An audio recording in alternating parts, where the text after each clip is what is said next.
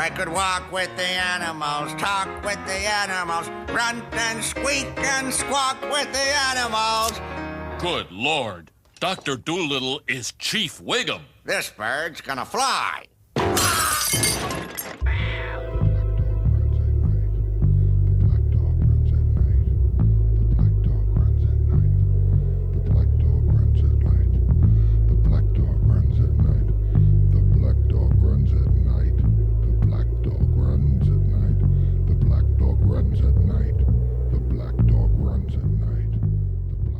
Hey everybody, and welcome back to What the Hell Happened to Them? A title fight is brewing. That's right, this season, Eddie Murphy versus Jim Carrey. I am your host, Patrick Skeyhill, and joining me on the line is a man with a thermometer up his butt, Joe Vekeman. Get it out! Get it out! And on the audio boards is Lev Van Rensselaer reminding me to remind you that you can email the cast at whathappenedtothemcast@gmail.com. And our sponsor this week is Strange But Blue, the new app that can help you discover surprisingly blue things. Like, velvet, perhaps? Oh. Yes. We're going to take a little moment before we go on the show to talk about a filmmaker that's come up a lot in this podcast. David Lynch obviously passed away a few days before his 79th birthday. Very sad. Because it seems that he already was having lung issues and then having to evacuate his house because of these LA fires that have been happening the last few weeks seem to have put him over the edge. He was diagnosed with emphysema last year. And he'd already sort of had articles about like, yeah, if we make a movie, I got to do it in my house because I'm having a hard time. They should have let him. I mean, he was doing a lot of that anyway. Like that little monkey film he made for Netflix a few years back, that was in his basement. Like he bought like the two houses around next to him, and like one of them was like his audio recording area, and one of them was like his studio. So he was sort of a set up for all that anyway. Mm-hmm. But Joe, do you have any reflections you want to make on David Lynch as a filmmaker? I'm really sad that we'll never get another project from him. In the grand scheme of it, like Twin Peaks is huge and great and expansive, but he only had, I think, 9 features? Yes, it was a very small corpus. Yeah. And I just wish I always wish for more, but you know, I'm grateful for what we have. I love this quote that I've stumbled across a few times now, that he said, which was fix your hearts or die. And I just think that is very, very apropos for right now in this time that we live in. Just be kind to one another, basically. Yeah, he was just a very special director for me. And I know, especially for you too, he's influenced you. People would often, my earlier years, people would reflect on, or they would compare me to David Lynch, and I hadn't really seen anything of him then. So then I would start watching them, especially since this producer had come on to work on a horror thing. I was doing some research, and I'm like, all right, well, this gives me a good excuse to go watch his things, and I got all of his stuff on Netflix DVDs. Wow. Incredible. And you know what? I didn't like them in the beginning. Mm-hmm. Right, but in school, you're sort of taught, like, this is how you do this is sort of the problem with academia. It's like, this is how you do the film, and he wasn't doing it that way. So I'm like, well, he's not doing the thing. I don't like this. And obviously, I've changed a lot since then. And at some point in the middle of the last decade, largely thanks to other influential filmmakers of mine, Tarkovsky, Antonioni, and the like, Bellatar, like, it's like, oh, cinema is more, right? And then I, for whatever reason, revisited Lynch. I guess, again, I'm still getting the comparisons. Mm-hmm. And, like, I'm seeing it now, right? The thing about David Lynch was we're taught sort of story structure here, and story structure is inherently a violent thing, right? It's something overcoming something else, even if it's something benign like one's own inability to communicate or alcoholism, or, like, even if it's, like, a nice victory, that's still that kind of fighting. But if you look at David Lynch's story, they're really more about flow. And instead of fighting against a universe and trying to, like, strong arm something to your will, it's really about kind of letting go of your will, right? That was the transcendental meditation influence on his story. It's just about kind of like realizing how it all fits together and giving into that, and realizing you don't want the things that you want, right? Very Zen of him. And so those stories are hard to market, hard for an average group to be into. The good thing for him was he threw in a lot of genre elements into it to kind of give something for people to hang their hats on. A lot of crime happens in his movie, gangster things, mafia things.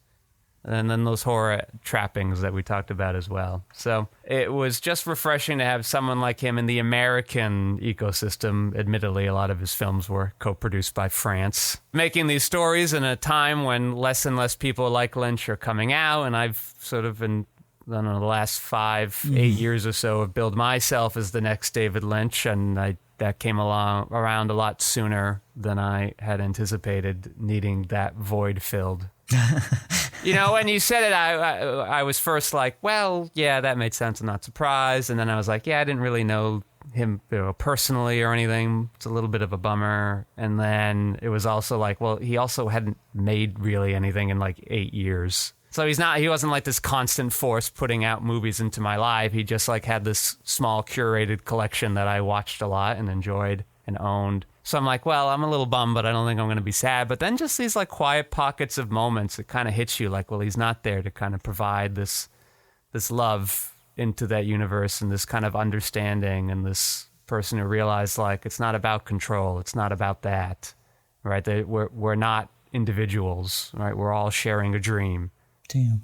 You know, it is a man that will be missed, and we hope you all will find some time to watch some of his films. He's got plenty, and they're surprisingly different, even though it may not seem like it at first glance. So there's probably something out there for you. Oh, they're very very varying. Yes, especially because going from from Lost Highway to a straight story to Mulholland Drive. There you go.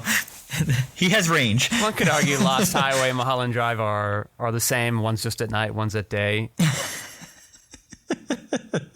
I guess. But like that was the thing, and he sort of goes into it in the extreme in Inland Empire. But that was the thing he was kind of thinking about, right? This transience of identity, this sort of interconnection of everything.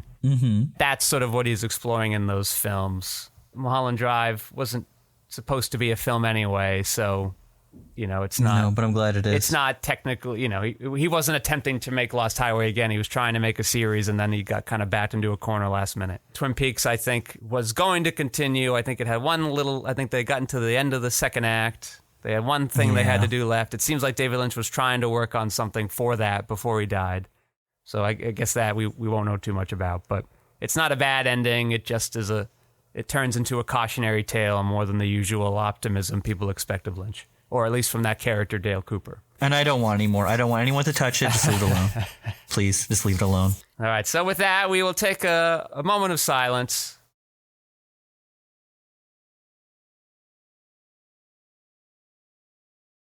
All right, Joe, so what movie are we doing this week that David Lynch would have loved? You think he would have loved it? I think so, maybe. Absolutely not. No? Okay. I don't think he would have hated it. He would have just been like, nice. I like dogs. And that would have been that. Nice. Another 79-minute feature. Yeah. I watched the ending of this on the elliptical today, and I had to back it up a little bit because I was like, I want this to last the 30 minutes I'm on the elliptical because I was almost done with it before I got on there. Yeah. So I backed it up like 5 or 6 minutes. And then with like 7 or 8 minutes left of the movie, the credits started rolling. I'm like, are you fucking kidding me right now? This movie was at 85 minutes. And I'm like, we're going to the credits? And like, they even like hesitate on that shot at the end where he's walking away with the dog. And then they just go out of they go out of frame. And you're like, we're still here. We're still here for another like 25 seconds. Name of the movie? Oh, yes. We saw 1998's Dr. Dolittle, directed by Betty Thomas. Yeah, and what happens in this movie? What happens in this movie? A doctor discovers that he can communicate with animals. Yep, the end. The end. I was a psychopath again and watched all 3 Dr. Dolittle movies. You psycho. I know. And I would argue, for our generation, this is the Dr. Dolittle we know, that we presume. Absolutely. Was never expecting white British dude. Didn't know it was based off a book, obviously, because I was 8 when the movie came out. Yeah, the thing is, in this movie, our movie, yes, Dr. Dolittle just can magically talk to animals, and he looks like a crazy person to everybody else. Oh, they explain it in other movies? Yes, and in the actual Dr. Dolittle books or whatever, which the other 2 movies try to base themselves on, he has learned the language of the animals. He has linguistically studied and learned to communicate with them on that level. So he's like speaking monkey to monkeys and he's speaking bird to birds. Okay, this is what I was wondering with this movie. They conveniently leave out like him looking from other people's perspective, like what he's like actually doing when he's talking to the animals. I would expect him when he's talking to the tiger to start growling like a tiger, but they don't do that. I mean, that's comedic gold right there. Having Eddie Murphy make weird animal sounds. No. Spoilers, everyone. I accidentally watched this movie like 2 or 3 months ago when we did the Nutty Professor episode because I just confused them. But too funny. But I had remembered like him operating on the rat and like talking to the rat, but then other people the woman came in or whatever and was like, he's like talking to the rat, but the rat's not talking back or the woman can't hear it. So he's talking English, it sounded like, to them, but they just could understand it and then could talk magically back to him. It was Wild Thornberry's kind of logic. Yeah. Was how I was viewing it. And I just assumed, well, that was the story of Dr. Dolittle. But nope, in the other ones, he studies it. And what I found most impressive about the Dolittle movie with Robert Downey, Iron Man, is... Robert Downey, Iron Man? That's his name now? Yeah. Is the original Dr. Dolittle from the 60s is a famous bomb. Notoriously underperforming movie, this big, glib, pomp, circumstance, crap, boring-ass movie. Impressively boring, as I had to sit through the 2.5 hours of it. That's insane, especially because this is like barely a movie, like barely a feature. He's exploring the world looking for this pink snail. When they finally find him at the end of the movie, the pink snail's also like 20 feet tall, and they ride the snail back to England. They travel around the world. I think there was a young James Earl Jones. There definitely was a young old guy from Jurassic Park. Mm-hmm. It's apparently a musical. Everybody's singing except for Dr. Dolittle, who has songs. He just like talks through them. It seems like he should be singing them and he just won't do it. Everybody else is singing. He's not. But yeah, just a languid thing. Bomb. Mercifully, the Academy that year was like, you know what? We're tired of these old spectacle films. This Bonnie and Clyde movie, this thing's pretty cool. We're gonna usher in a new era of filmmaking, and obviously this leads to, you know, all those early Jack Nicholson films we did, like 5 Easy Pieces, King of Marvin Gardens, Easy Rider, those things. So why did they want to remake Dolittle, the famous bomb? That'd be like if Disney was like, we're going to redo John Carter. Why would you do that? You think you're going to get it right? Like, did the Dolittle movie make them any money? Because this was also giant. It was the 2020s version of giant spectacle nonsense film. There were dragons in it. It was this big action-adventure thing. Everything feels like Marvel or Pirates of the Caribbean now, and I wish it did not. I think they're actually fighting pirates, or like I don't know, this ancient civilization of warriors or whatever. I don't. It was too much. I didn't like either of those movies. I didn't really much like this one, but at least this one was 80 minutes and wasn't trying to impress me with razzle-dazzle that wasn't very interesting. This movie was 78 minutes and 45 seconds long. Did this movie do well? Like, is this the most successful form of Dr. Dolittle? Well, I mean, because of the pandemic, crippling the Downey Jr. Like, probably. Was there any interest in that anyway? Why? Who wanted that? I know. Exactly. Well, this movie was made on a $71.5 million budget, and I would say you got real animals, so I'm gonna say you get a little bit of a pass. Because I would say that the Downey Jr. one has all CGI animals mostly, right? All CGI. Totally, completely. So $71.5 million budget made $294.4 million. That's why this got a sequel. Yeah. I'm looking up the Downey Jr. one right now. Yeah. On a budget of $175 to $192 million. That's like in between. Yeah. Okay. So that's your budget in between there. It says it still made $251, but that is a hell of a lot less profitable. I mean, it's actually not profitable because you probably spent $100 million in advertising, maybe even more. I mean, that movie only had about a month to be in theaters. I mean, that's still a lot. That's still a lot. It is more than I would have guessed. At the end of the day, I don't think people are Robert Downey Jr. fans. I think they're Iron Man fans, and you can only get so much mileage out of billing any of these lead actors anymore. The cast of the Dolittle movie is insane.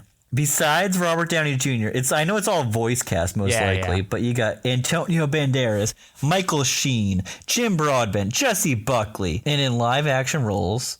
Wait, are those people? You see Antonio Banderas? You see real life Antonio Banderas? Man, I don't remember. I won't lie. Wow. It's written by Chris McKay. Didn't he write on Community? Am I crazy? There is a McKay. I don't know which one. I hope it's not him because this movie didn't have many jokes in it. No, it's a different one. Okay. Yeah, this is a different. He did write on the Sarah Silverman program, Robot Chicken, and Moral Oral. I think that's the Community guy then, because Dan Harmon got started on the Sarah Silverman program as the showrunner, and then why does he have no credits for Community? Wouldn't that be on there? I guess I would have guessed so. Maybe he's just like, I don't like you, but I like your brother. I'll get him on my show. I think he's a different guy. We're just messing it up. It just is a weird coincidence that a McKay happened to work with Dan Harmon on the Sarah Silverman program, a show that I enjoyed quite a bit when it was on. You have recent Oscar winner Rami Malek. You have 16-time WWE champion John Cena. There you go. You got Kumail Nanjiani, Octavia Spencer, Tom Holland, Craig Robinson, Ray Fiennes, Selena Gomez, and Marion Cotillard. Selena Gomez may be playing a bat to reinvigorate her Hotel Transylvania. Good Lord, that would be great. Okay, so you just did my crossover thing. This actress, I looked her up because I know she was also in Bulletproof, the wife of Eddie Murphy in this movie, Kristen Wilson. Yeah. We have covered her in Walking Tall, Bulletproof, Confessions of a Dangerous Mind. This woman just sort of gallivanting through our podcast and we had no idea. Uh-huh. The only one she's skipped out on was Nicholson, which we'll never get now. What the hell? Damn. She doesn't have many. And so she has 23 credited features, and we've covered 4 or 5 of them already. Accidentally, yeah. Oh my goodness. So I just thought that was nice. I also want to add, since we're talking about voice actors, no animals talk in the first Dr. Dolittle movie. Dr. Dolittle talks at them and then tells us what he said. Is that Jerry Lewis, right? No, I thought it was Jerry Lewis when I did the It's not. Nutty Professor episode. No, it's Rex Harrington. Oh, okay. As old and congenial of a British man as you could imagine. Oh, he isn't. It's Jerry Lewis did Flubber, right? Yes.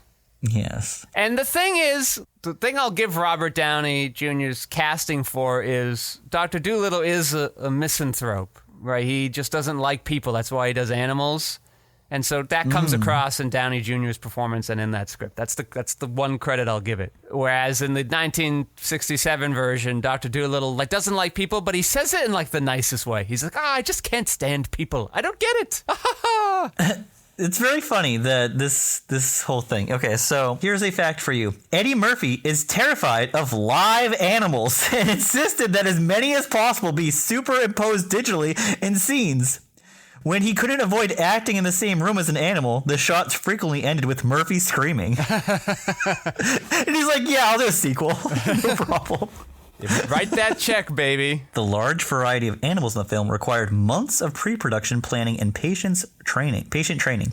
Trainers use natural training methods that involve studying the behavioral characteristics of each species and the unique traits and temperament of each individual animal. The animals learn to respond to voice, sound, and hand commands and are rewarded with their favorite foods. Wow, we used to be a society, right? God, I mean, I'm all for treating animals humanely, obviously, but you can still do that on a film set. Just take care of them. Jesus Christ. Hot take, it looks so shitty with the CGI animals in all the movies now. It looks fucking awful. And it's so obvious, and I hate it. I hate it. And I don't know, why we stopped doing it. If you're going to make a movie about animals, get at least 2 fucking animals, you know? Yeah, it's just laziness. I think producers it's very only know lazy. that. It's studios just not giving a shit anymore. Yeah, here's what I think of that, because I think back to the story I told with my friend who was working on this Captain America movie that's about to come out, and he wasn't very high up in it, but the producers would have meetings once a week, and they kind of at the beginning of them they discuss what movies have people seen just to get a feel of what people are into and why they're into it, and then the Godzilla -1 came up, and they were like, Yeah, we didn't much care for that one. It just didn't look very realistic. And I go, the crap you make us watch that isn't even finished when you put it out, and you're going to say Godzilla -1 didn't look realistic compared to your cartoons? Fantastic. You're insane. Fantastic. And if the Academy Award-winning movie, you dummies, these are the people running Hollywood. So I just think to them, like that for whatever reason, that's just the status quo. If it doesn't look like that, it doesn't look real. And I call shenanigans on it, but that's, I think, what the mentality is there. So they're like, yeah, we're fine with how these animals in Dolittle look, even though they look crappy a couple years after coming out. And Dr. Dolittle has live-action animals, and they still look good. And it's the most successful of all the Dolittles. So I don't think there must be some magic to that. Just going on budgets, I know this movie didn't have any animals that I remember right away, but The Brutalist had a $9.6 million budget. Isn't that crazy? Everybody working for scale. Yeah. The movie, I don't know. That is incredible to me. Just have that small of a budget with all of the restraints we have everything now. Everything's more expensive now, too. It's been 20 years since Dolittle came out. 25. Oh, my God. Yeah, what the hell? My review of Dr. Dolittle is this is the movie made for you, Patrick. It's made for me because it's got Norm Macdonald and Julie Kavner. It's a two-hander. It's basically a two-hander with Eddie Murphy and a talking dog voiced by Norm Macdonald. That is so made for you. As someone, the only person I've ever known to have rewatched the Norm Macdonald show. I'm actually watching it again. And don't forget, I've rewatched a couple times A Minute with Stan Hooper, his other show that even had less episodes. And that one, he's playing the straight man, and it actually works pretty well. Excellent. I love it all. Yes, Norm Macdonald, a lot of his lines feeling ad-libbed, and I wondered if they did let him do that, or if the writers just kind of knew how to speak in his voice. Huh. Like, his comedy style was very apparent in it, so I don't know if it was written for him, or they just kind of did the Robin Williams thing, and Aladdin, they're like, yeah, just do whatever you're feeling. You're mostly a voice anyway, we're going to put this in later. Wild. But you also had Oliver Platt of Flatliners fame. He was also in The Good Wife. You had the dad from Raymond. Uh-huh. Yeah, Peter Boyle. Yes. Chris Rock comes back. We have Chris Rock. Completing their trilogy. Their before trilogy.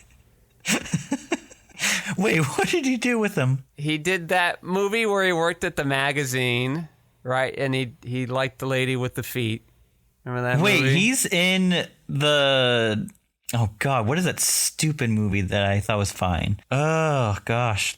Yeah, go on. What's the other one? And then I forget what it is, but Eddie Murphy comes up to like a rich place in a limo, and he's like the valet. He's in it for like 5 seconds, Boomerang. but he's there. Yeah, Boomerang's the magazine movie, and the other one is maybe Trading Places or something like that, where Eddie goes to a rich place, a wealthy people place. Trading Place is just too early for Chris Rock. That's what Chris I Rock think, but that's baby. the only one that can come to mind. Is there another? Maybe I'm just double checking because I don't like being wrong. Yeah. So I'm just. I just want to say that Ellen DeGeneres does the opening like monologue as a dog in this, and I was like, everybody's really got their own name for the most part, or they're just named like the animal they are. Yeah. But Ellen DeGeneres got the distinction of prologue dog. Yeah. I'm sorry. That was you very didn't want to funny. confuse it with the other dogs. I get it. You get Albert Brooks. He comes back. We haven't seen him since Jack. I'm just trying to find. Oh, he's in Beverly Hills Cop 2. Okay, there you go. That's what he was in. And yep, Boomerang. Oh, I forgot Chris Rock was in Nobody's Fool, that Whoopi movie we covered. I wrote down fat-looking Jeffrey Tambor, and I don't know if that meant we got actual Nope, Jeffrey that's Tambor. Jeffrey Tambor. Okay, gotcha. Yeah. What I was saying was Richard Schiff is in this, but it's hard to recognize Richard Schiff without his goatee. Do you know who I'm talking about? His other like coworker. Maybe, but again, he's like it's the been 3 balding months. man who does the surgery on the tiger. No. He's in The West Wing, but he's always that had his like guy. goatee. Okay, Toby, but he's bald on the face too, and it's he's naked. He looks naked. he does look very naked. And we have his daughters, Kyla Pratt and Raven Simone. That is so Raven. They're like, it's a movie about animals. Raven, animals, get it? Get it? Raven does come back for Dolittle 2, so that'll be nice to see her again. She has not done many movies, so that's That's the thing. Well, she got, that's a raven. Eats up a lot of her time. Kyla Pratt also hasn't done many movies, but she has done all of the Dr. Dolittle sequels. I mean, you got to have some consistency, Yeah, no, she did them all. Dr. Dolittle, Tail to the Chief.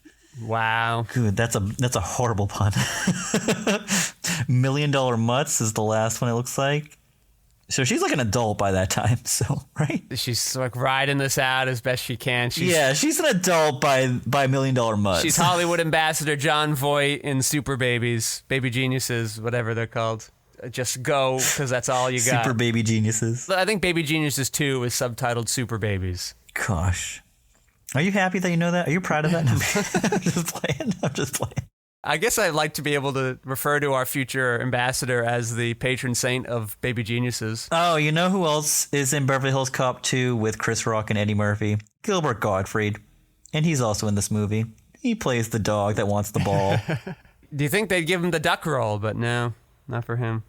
I think it was too early. That was way before Affleck. I know, but it just feels like low-hanging fruit. That's how he got the Affleck job anyway, right? Duck, Gottfried. Just makes sense. Oh, I didn't know Oliver Platt was on The West Wing. I don't remember that either, but it has been a long time since I've seen that show and didn't know who he was at the time. I'm not going to tell you in what movie, but we will see Peter Boyle again with Eddie Murphy. Woo! Very fun. Paul Giamatti was in this movie, right? Oh, God. Oh, God. How old is Paul Giamatti in this movie? Let's see. Let's look up. I'm just curious because that man, I love him so much. Hey, he's so young he hadn't even discovered his love for wine yet. Oh, I'm trying to think of what my favorite Giamatti role is. I mean, this is like my best friend's wedding era of Paul Giamatti. Oh, it is. We just watched him in the Truman Show, as you know. That's true. He's been busy. I'm not gonna tell you the year he was born because I want to give you the age of his. Okay. Does it make sense that he is younger than us in this movie? He's got a fresh face. Yeah, buy it. I could buy it. All right. He is 31 in this movie. Look at us just wasting away over here talking about stupid When I was crap. 31, I kept getting confused for 18 still. So we all age so differently. Yeah, and this is true. I love his work, though. Gosh, we've covered him over so many series, too. I know, he's just everywhere. It was nice to have a guinea pig in one of our movies that didn't have gigantic cartoon eyes. Yeah, I guess. Yeah, because what was that?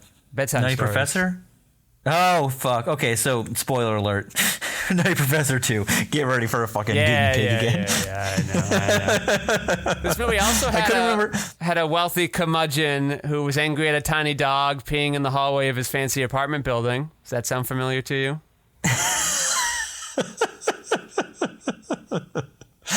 You think that's where this movie stole it from? We are doing a sly Paul Giamatti series, by the way. We got 1, 2, 3, 4, 5, 6, 7. How many more? We got 8. We've done 8 Paul Giamatti. We're almost to a hanging 10. And well, we can add to that when we do a John Cusack season and a Ice-T's Son season, I guess. John Cusack. Oh, because we're going to do Love and Mercy. When Ice-T's son is in... Oh, Straight Outta Compton. Okay, I got both of them. Yeah, you're good.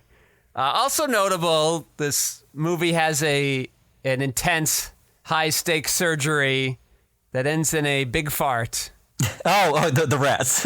Yes. Yeah. And I go, did Louis C.K. steal from this? That is a great joke in that episode. But that joke hinges on like all the build-up. Yeah, for that, the for that 23 minutes of build-up prior. Uh-huh. It was good. They have a press conference for Eddie in this movie to be like, or not for Eddie, but they're like, here's our new head of whatever. Mm-hmm. What a boring-ass press. Why would you even call that? Like, who cares? That's not news. If so many people came out for that, too. You're just a veterinarian hospital. Like, what? They don't even do that for, like, Mass General. Like, what was the expectation? Yeah, I don't... God. And who's the guy? Peter Boyle, yeah. Peter Boyle was just doing... This is, like, his lane in the 90s. Yeah. Just, like, curmudgeonly, like, dickhead boss. Or, like, Yeah. Or old fart. When he took the role, he might not have even been on Everybody Loves Raymond yet. When did it start? This 97. is 98, so he could have been signed on in 95 or 96, done his filming in most of 96. yeah. At the very least, you're casting him not knowing he's about to be on a major successful TV show. Yeah. This is a weird little fact for you. The novelization contains 8 pages of full-color photographs from the film in which actors' names were added to the characters they played. However, the picture states the tiger was voiced by Martin Lawrence instead of Albert Brooks, and Lisa Doolittle is played by Corinne Boucher instead of Kristen Wilson. We had Corinne Boucher, didn't we? Didn't we? Who's Was that? she in one of our movies? One of our Eddie movies? Well, you're just thinking of Bobby Boucher. No, I don't think so. I'll look her up. Yeah. Lawrence worked with Murphy on Boomerang. Wait. So this movie, based on a book, got its own book based on the movie. It got the What novelization. is that? How are you novelize? What is that? Like 80 pages long? I can't imagine it's even that. I imagine this is like a one of those like oversized chapter books for like second or third graders. It's like it's double spaced. I watched this 80-minute movie. It didn't feel like anything happened. Where did my hour go? Yeah, we just get vignettes of like Murphy. Thank God I had visiting Norm animals. Macdonald and you like to help things go by. You don't even use Eddie Murphy's having his big comedy resurgence. He doesn't even tell any jokes.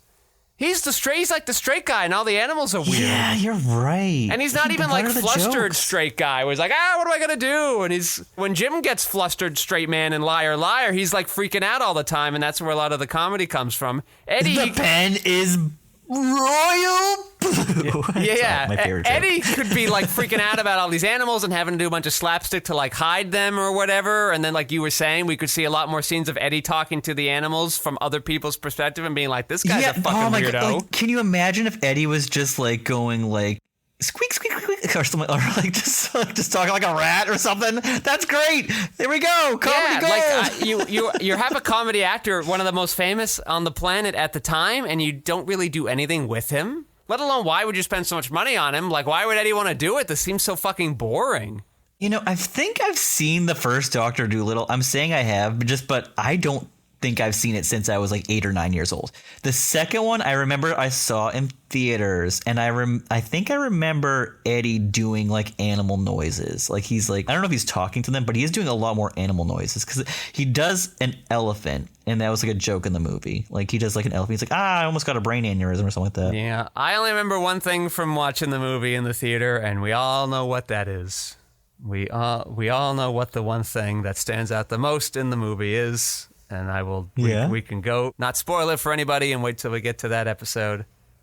But okay. We'll wait. It is certainly the most memorable thing from it to an impressionable 10-year-old or whenever the movie came out. Okay. I'm not remembering it, but okay. You remember it. Because it's the thing we always allude to about that movie. Uh-huh. Yeah. Okay. We'll make it a nice little surprise for people everybody who haven't else. seen it. Yes. Yeah, Dr. Dolittle. Dr. Dolittle. Boring. And yet somehow the most interesting out of all three. Yeah. Crazy. His dad, played by Ozzie Davis. I don't remember the dad. The dad in this? I don't. Because you didn't rewatch it? Because I watched it. I know. I should have. I looked at my notes and I'm like, well, I do remember all of these things. And then what I didn't realize is all the stuff I didn't take notes on. I also just noticed that there was just like, because it's like we're watching an Eddie Murphy movie, like just the smaller roles that you would probably like fill up with like white actors, they go to black actors, and that's really nice. And I think that should not be unnoticed. There's just like a TV camera guy that's just played by a black actor that, you know, back in the 90s, it's very difficult for like a lot of people of color to get work. So can't wait for Dr. Dolittle to be boycotted for being woke. Well, I'm just like, because like Eddie Murphy's like best friend is Richard Schiff in this. Like he doesn't have like. So well, he's like gentrified Eddie Murphy. He's like big fancy doctor guy. Well, why would he? He's got to hang out with the white nerds. I guess. No, I'm just playing. Yes, of course, Eddie on the forefront of trying to have more diverse casting. This also says it's streaming on Disney Plus, but it is not. I tried to stream it on Disney Plus, and that is where I'm going to tell you that I went to go put this movie on for me and my son to watch over the weekend because I'm like, oh yeah, it's him talking to animals, it's fine, and it was unavailable for my the children viewing standards or whatever. Like it was blocked, and I was like, are you kidding me? Well, the Flintstones movie on Netflix is PG for mild innuendos, so it's the parental controls are kind of crazy these days. Well, there are just there's a few things that have like they go over his head. I don't think they would would actually leave an impression on him, but I don't know. This and the other one was marketed towards kids, and you definitely shouldn't market the other one for kids. You know what? It's fucked up. It's fucked up, man. This is fucked up. Okay, first of all, when you go to type in Dr. Dolittle, and I put the doctor as in DR with a period. Yeah. Don't come up. You have to type out the word doctor. It does not recognize it. That's how shitty oh my God, their search engine is. But Dr. Dolittle 2, which is not spelled out on the poster for Dr. Dolittle, it just says doctor. That one shows up, but not the first one. It doesn't make any sense. And also, that one's rated PG. Metadata. Also, I'm getting Nutty Professor 2, The Clumps, and Dr. Dolittle 2 very confused right now. I think I'm mixing them both up. Oh, maybe I'm mixing them both up too then. I think you might be too, but it's okay. You know what? I definitely am. I'm thinking of The Clumps. Yes. I don't know if I saw Dr. Dolittle 2. I may not have seen it. It's I remember there's a scene with a bear, and there's a scene where Eddie Murphy is trying to hook up with his wife and have a nice romantic evening with her, but all the animals keep interrupting. And I'm like, didn't we just see that in this episode, this movie? Well, they had so few ideas for a first movie. What do you expect from a sequel? Yeah, they couldn't fill out the runtime for the first. Run it back!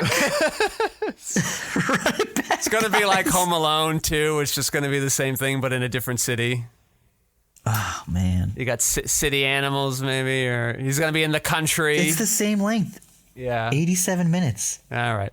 Well, let's take a break from this because it's not much to talk about anyway. And we got to do our year in review for Letterboxd. Oh, God. My year really fell off. I know. You have the Patreon, so you've got a lot more info. So I'll just bring up mine first because I have a small amount. My email opens up and it's like, hey, this is brought to you by The Substance. All right. I guess technically Mubi. Movies, it's just their Substance is the advertisement. So I logged and reviewed, because I don't miss one, 299 films. I was this close to 300. Dropped the ball. Damn. If I knew, I would have just squeezed in a third one. For a total of 489 hours watched. How many movies did you do? I logged 565 movies last year. There's some short films in there though. Just as there's with every year. But that's why that's why I'm checking the average here, because I watch short films too. So in 2024, my movies on average were 1.6 hours. Oh. How do you check that out? Well, I just did math, right? So I have 299 films logged, 489 hours watched. Damn. Do some math. Perhaps you've heard of it. I'm so bad at math. Okay, so do you have your little where is it? Down here. I want to look at my list. So my most liked review, do you have all these things? Your most liked list? Here's or what whatever? I've got. We'll go through what I have and then we can finish up yours. So I have most watched actor. Who's your most watched actor? My most watched actor from last year was Jim Carrey with 18 films. I as well. Yes, just slightly beating out Eddie Murphy, I'm guessing, because Eddie Murphy has 16 films. I have 16 for Eddie, but he's just slightly beating out Willem Dafoe for 17 movies. And let me tell you, a lot of those were new movies that I saw Willem Dafoe's. Yeah, you weren't even trying to watch, you'll do actor series. You weren't trying to watch Willem Dafoe movies. It just happened. No. I actually didn't do any actor series last year. I'm doing Nicole Kidman again this year because I want to finish those off. But I was doing directors a lot last year, so I got a lot of... who's your most watched director? My most watched director, I think I can tell you that immediately. It is Sidney Lumet, because I watched all 43 Sidney Lumet movies last year. That would be hard to beat, yep. Followed by Spike Lee with 25. Yes. Jonathan Demme with 19, and then David Lynch with 14. Oh, and then I'll finish off the top 5. Luca Guadagnino. I watched 12 Luca Guadagnino movies last year. That's like all of them. That is all of them, plus one Christmas short that he made. Okay. Seems like up your alley. Oh, and plus another like weird short that he made for like clothes. It starred Tilda Swinton. Of course it does. And she played all the clothes. Each clothed item she plays. It's good stuff. Different hairstyle. My most watched director, with only 4 of his films being watched by me, I know because I bought them all on Steelbook, and there's only 4 of them, is... I can name it. I can name them. What? I know it. Satoshi Kon. No. You know why? Because I only bought 3 of his movies because Tokyo Godfathers didn't come out on Steelbook. No, it's Miyazaki, the other one. Oh, I have one more Miyazaki film in home ownership than Satoshi Kon, and so Satoshi Kon got beat out by one film. Do you get these highs and lows? Do you have the highs and lows? What does that imply? Highest average, lowest average. I have like, no, I don't have that. I'll give you mine really quick. My highest average movie I watched, like Letterboxd rating, was Stop Making Sense. It had 4.7. That's as close to a 5 I think you can get. My lowest average, though, is bullshit. My lowest average that I didn't rate 1.5. I gave it, I think, a beautiful 5-star review. I did. It was Jack and Jill, 1.5 stars. I'm confused what this is. So this is like movies you've watched that in the aggregate of all the users are rated highest and lowest? Okay. Yes. Most popular, Pulp Fiction. Most obscure is this Velocity? short Last Christmas. No. Okay. I didn't watch Velocity last year. God damn. Did wow. I? I guess not, because we started this season in February, almost a year ago. Wow. I feel like we have not moved anywhere. We have done, though, like 40 films. Like, we are moving. I guess because we're doing 2 at a time. We're not doing 2 at a time. Oh, 2 actors at a time? Yeah, 2 actors. Yeah. My newest, which I fucking hated it. I think you watched. Did you watch Oh Come On, All Ye Faithful, The Simpsons I didn't mind that. Thing? I didn't mind that one. Ugh. That was December 16th. My oldest logged movie was Steamboat Willie, Mickey Mouse, which was made in May 15th, 1928. You wanted to get in on it before the horror remake. Yeah, I guess so. I watched this in January. It feels like the way animals are used as instruments could be considered as animal abuse, and I wasn't expecting as much pig nipple play back then. You're welcome, folks. My longest movie I watched was Twin Peaks: The Return, because that is a movie, and my shortest was this Ty West Christmas short, and I didn't like it. That's about it. Well, I've got my personal highest rated films of 2024. Do you have those, your top 3? Yeah, like the ones I gave the best, like, yes, star rating? Of films that came out in 2024. Oh, yeah, no. Okay.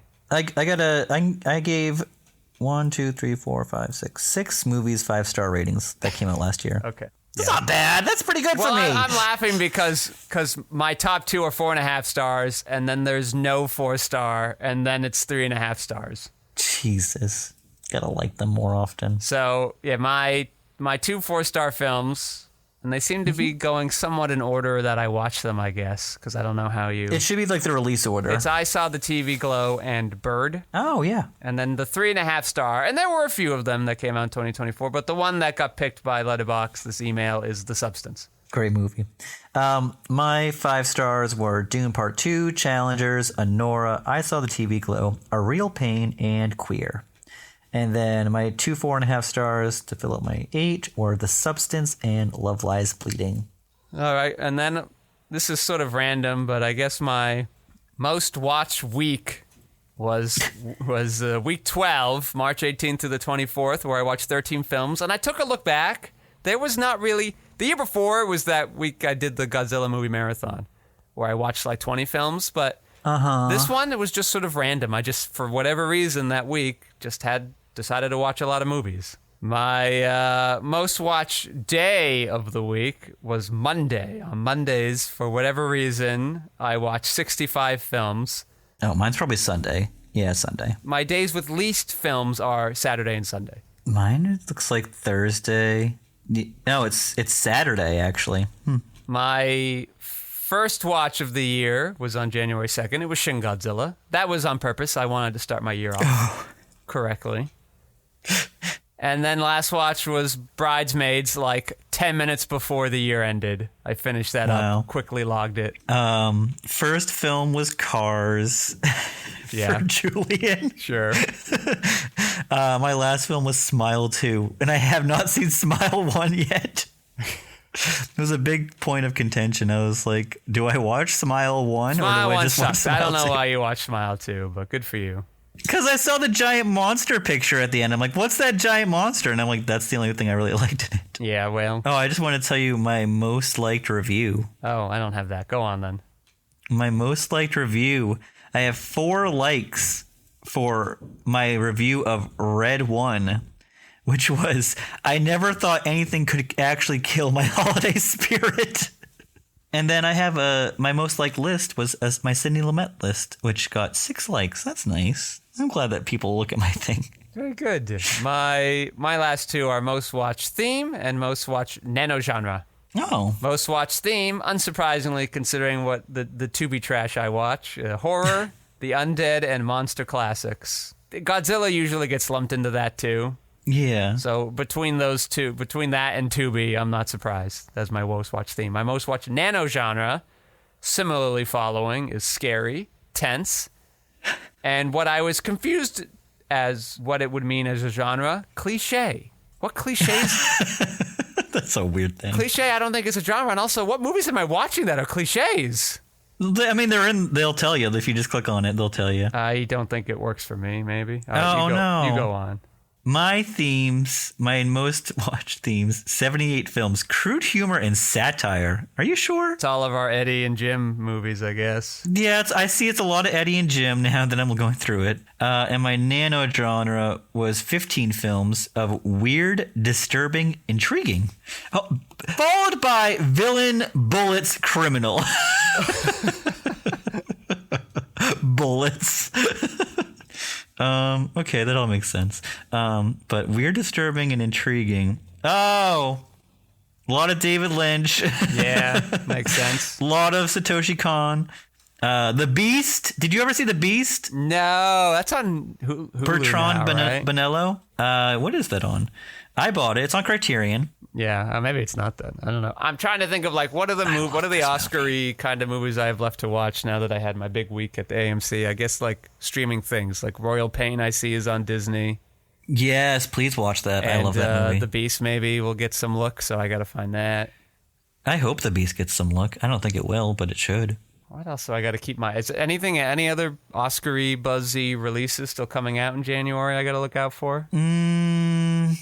I think you've seen them. I caught them up. All right, I got to watch this Challengers film, I think. A Queer, I guess. Please watch Challengers. If you do want to be part... I don't think you watched it yet. Of the Oscar everything, you need to watch A Complete Unknown because I guess Timmy's going to win an actor award this year. Okay, I will watch it so I can be like he shouldn't have gotten it. I mean, it's either him or Adrian Brody. Who else? Is it? And the funny thing is, Adrian Brody was the same age as Timothée Chalamet when he won his first Oscar. He was very young. I believe he was the youngest at the time, or close to it. All right. Well, any last looks on Dr. Dolittle? Dr. Dolittle. Eddie, why are you so scared of these animals? Why'd you do the sequel if you're so scared of animals? I know everyone's got a price, but come on. Yeah. Come on. What are you doing? Torturing yourself? It's like, when Jim Carrey does stuff where he has to put on masks and he hates wearing masks and prosthetics. He does do that a lot, too. Yeah, I know. It's just like that's what... Weird. The Faustian bargain they did, I guess. Why does Eddie Murphy do this movie? Well, if you had asked me before I'd seen it, I would have been like, well, he's in this kind of comedy renaissance, right? Eddie of the 80s doing action-y kind of things with a little bit of humor in there, but... Yeah. Now he's done that. The Nutty Professor has kind of gone off for him where Metro didn't. He's like, well, this is clearly where I need to move into. I would say it makes sense. You want to do your comedic chops in a family comedy film. And that made sense except for the fact that you didn't really get to do any funny in this movie at all. You didn't get to be the comedian in this film. So it seems odd to me. All the animals that you cast that were comedians got to do it all. I don't know. But they seem to pay you well enough. if the budget was that high. So maybe he just did it for the money. Oh, do you think he got his 20? And, also a successful film, so it did pay off. It just didn't really get to utilize you to the best of your abilities. All right, I'd like to thank our sponsor, Strange But Blue. What might you find there? And I'd like to thank Lev Van Rensselaer for being the audio maven that we are craving. I'd like to thank my co-host, Joe Vekeman. Oh, thank you for having me. And again, in tribute to David Lynch, we're going to be a little longer on our outro music this time, but while you enjoy that, I am your host, Patrick Skeyhill. You can find my features, documentaries, short films, video essays, animations, behind-the-scenes footage, and so much more at QuixoticUnited.com and social media, presumably with a similar sounding name. Thank you all for listening. Joe, say goodnight. Good night.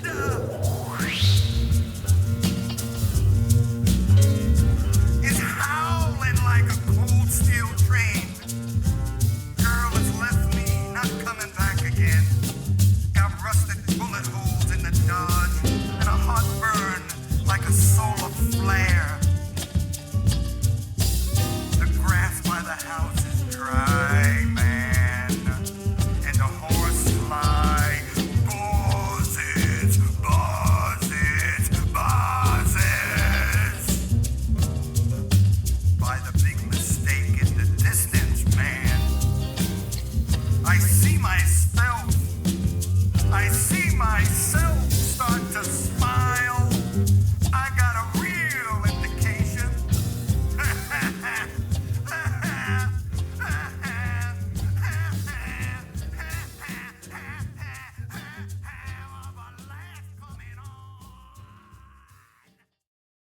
At the art theater near me, Joe, they had something, it was like this 4-film sort of they would show throughout the month, and they called it Fennessey Fest. And I went, who the fuck's this guy? Is he like the director? And I go, no, I know some of these movies. He isn't. It was like two of them were like Who Framed Roger Rabbit and Under the Silver Lake.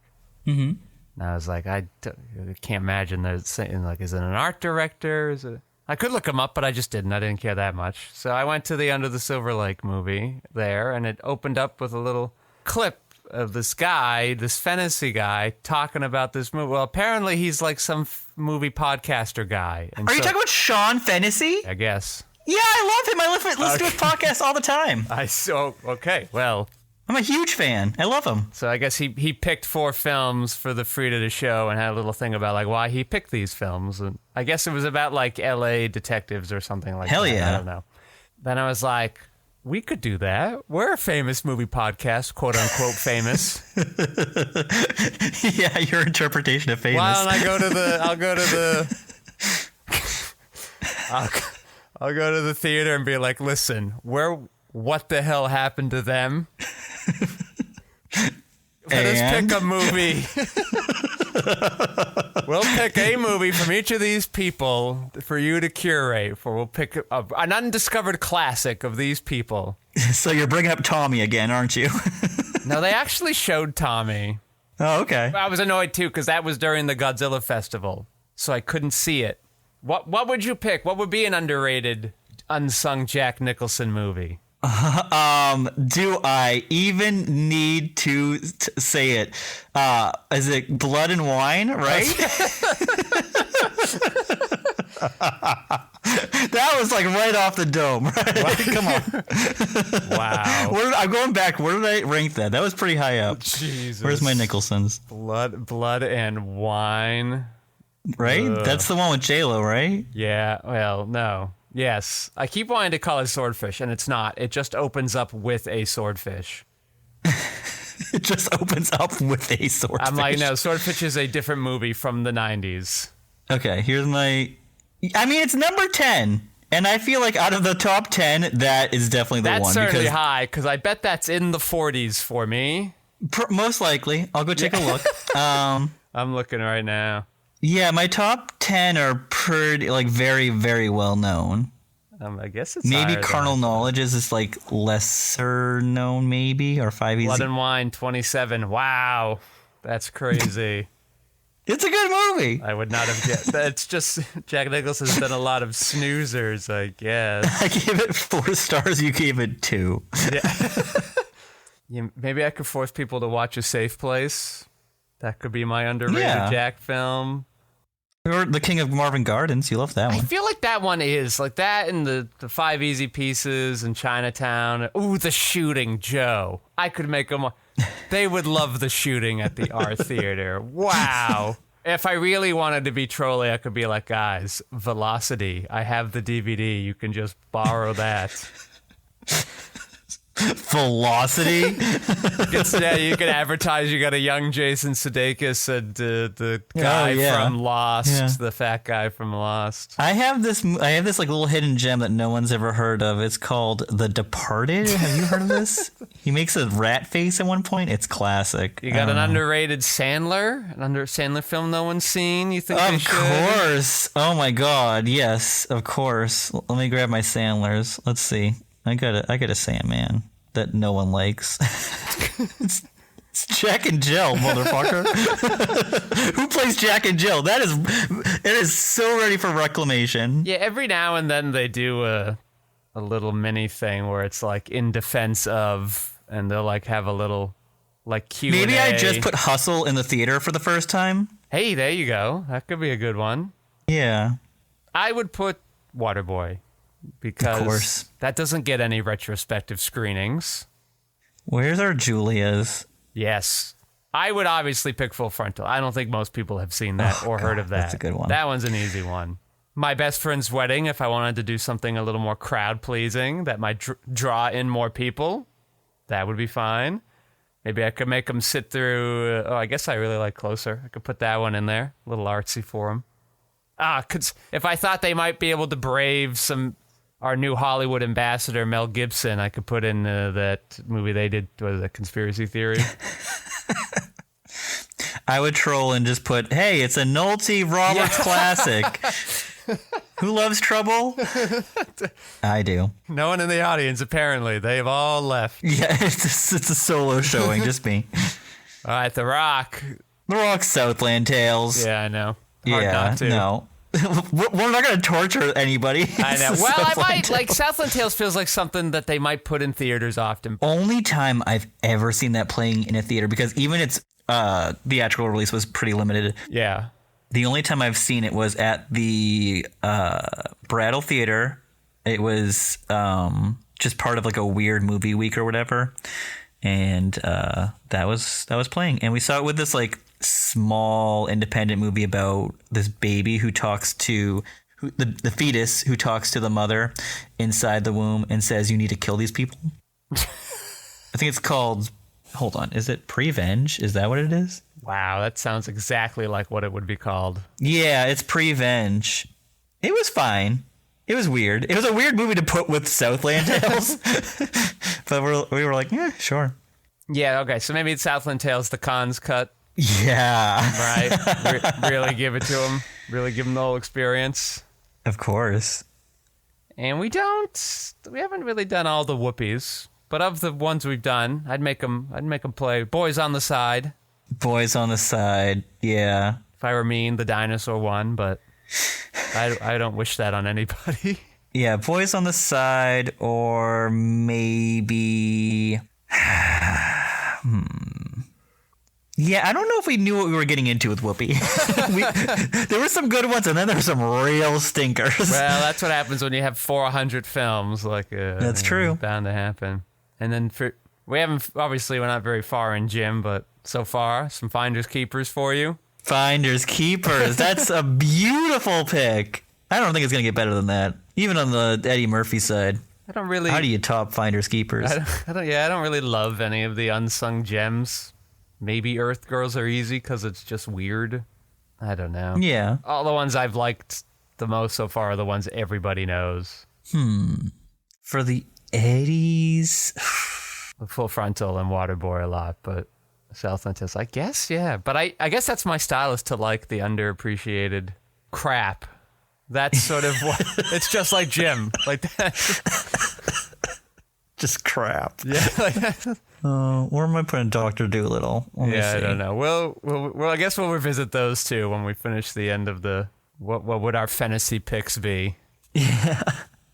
Our Letterboxd faves, right? Nah, because, like, unsung gems. Like, I know, obviously, I like... Guillermo del Toro's Frankenstein movie is Was Robert De Quite Niro? the cast for me. No, I do need to watch that though. Dang. Okay. I was thinking though, maybe this is the year that I only watch comedy De Niro. Okay. Because already this year I've watched Analyze This and the 3 Meet the Parents movies. But not Analyze That. Not yet. Blank Check's doing a Jelly trilogy right now. What's Jelly? On their Patreon. Jelly is a character in Analyze This and Analyze That. And you ask, well, where does the third one come in? Well, there's a movie called Mickey Blue Eyes where Joe Vitrielli plays a character not named Jelly that they're like just kind of pushing into this Jelly trilogy because he is just like a fat gangster in it. Okay. And it happens around the Analyze This times. He died very soon after Analyze That, which is the sequel. He died in like 2004. He was a young man. He was like 65. That's the problem with weight, Joe. It can take years off your life. I did read that it was something to do with his stomach. Yeah. Jesus Christ. My last 4 logged movies on Letterboxd are Nickel Boys, Malice, a Nicole Kidman, Alec Baldwin, Bill Pullman movie with George C. Scott as the and. My first watch of His Girl Friday, and now Dr. Dolittle. You nailed them. What are my last 4? They're kind of weird, I bet. Yeah, no, yours are very strange. Let's see. We got all right, I won't count all the Mulan films because that was for the podcast. So was the Ring prequel, Ring Zero. Yeah, weird. Juror number 2. Tubi's got all the Ring movies, so I'm just going through those. Juror number 2, The Room Next Door, and The Flintstones. Okay, so there's someone named Patrick Skeyhill who has a letterbox. That fucker. Yeah, their like name is Skeyhill P. Oh, okay. They've only logged 2 movies last year. The Silence of the Lambs, which they gave 5 stars, and then they gave Red Dragon 4 stars. Those psychopaths! How dare they? And then it's so boring. Their top 4 is so boring. I mean, I love The Social Network, but The Shawshank Redemption, A Few Good Men, which is fine, and The Dark Knight. Ugh, come on, what are we doing? From New York. They say you're in New York. You're not in New York. You've liked one thing though. You've liked Red Dragon. Maybe I took Pat Skeyhill from them. That's why they had to be Skeyhill. You are following one Brendan Mahoney. That's it. I'm glad they're like, oh shit, this other Pat Skeyhill, he's really bringing it. I gotta. Yeah. I'll just step aside. There's not a point. I can't keep up. That's the only Pat Skeyhill though, besides you. So we got to get rid of that guy. I'll tell you. And last week I saw 6 movies at the AMC. My AMC pass working overtime. I was so proud of you. You've logged more movies than me this year. I know. I saw Better Man and jealous. Last Showgirl. Oh, also jealous. Last Showgirl, excellent. Mm-hmm. And then I went back for this weird Chinese film, Octopus with Broken Arms. Exhausting movie. Exhausting. It just twist after twist. I'm like, I can't keep up. Stop it. Stop movie.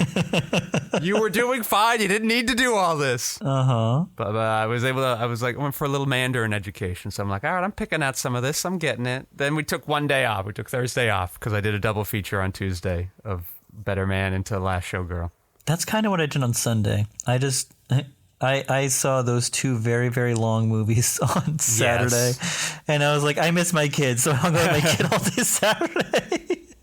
I was just like, I can't do this to him. Yeah, then it was The Brutalist on that IMAX screen that I don't know how necessary it was. I Did wish you see it on I could IMAX? have seen it. No, I wish I could have. I wish I could see more IMAX movies. I just don't have a nice IMAX screen next to me. Then Nickel Boys, that for some reason I was expecting to be a comedy. That's wild. I cannot. I thought I was getting a funky kind of comedy, and then I got first person 2.5 hour drama, and I was like, oh shit.